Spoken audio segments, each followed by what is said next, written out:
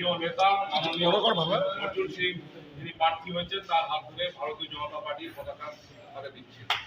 भारत माता की भारत माता की बीजेपी जिंदाबाद जिंदाबाद जिंदाबाद बीजेपी जिंदाबाद जिंदाबाद जिंदाबाद आईएसएफ কোথায় আমরা আজকে কি করবে আজকে আইএসএফ ছেড়ে দিয়ে আমি ভারতীয় জনতা পার্টি কেন কি কারণ? দলটা আমার ভালো লাগে পছন্দ হয় কার হাত ধরে জয়েন করবে কাপুরদারা এই আর আমাদের কর্মী আছে আইএসএফ এর কি পদে ছিলেন? আইএসএফের কোনো পদে ছিলাম ও না কন্টেস্ট ক্যান্ডিডেট ছিল গত পঞ্চায়েতে। কত পঞ্চায়েতের আমি ক্যান্ডিডেট ছিলাম। আইএসএফ ছেড়ে বিজেপিতে সামিল হলেন, শক্তি বাড়লো বিজেপির আমডাঙ্গাতে? বিজেপিতে শক্তি বাড়লো আমডাঙ্গাতে? 100%। মুসলিম ভোট থেকে আরো বেশি একদম বিজেপি একদম জনগণ ভালো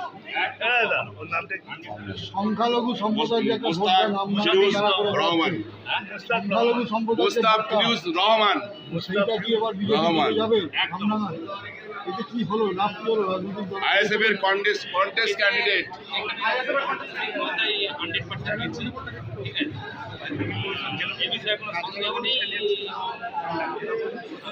আগে যে পরিস্থিতি ছিল তার থেকে এখন আরো অনেক বেটার পজিশনে আছে।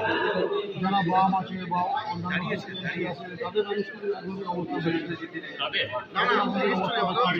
তাদের অবস্থা অতটা দিতে পারবো না, তবে অবস্থা অতটা আইএসএফ এর থেকে ছাড়লেন কেন? কি বলিমালা হচ্ছে আর কি করছে? না, কোনো বনিবলা না, কোনো কিছুই, ঠিক আছে? আমার এইটা ভালো লাগে, পছন্দ হয়, আমি কতজন জয়েন করলেন?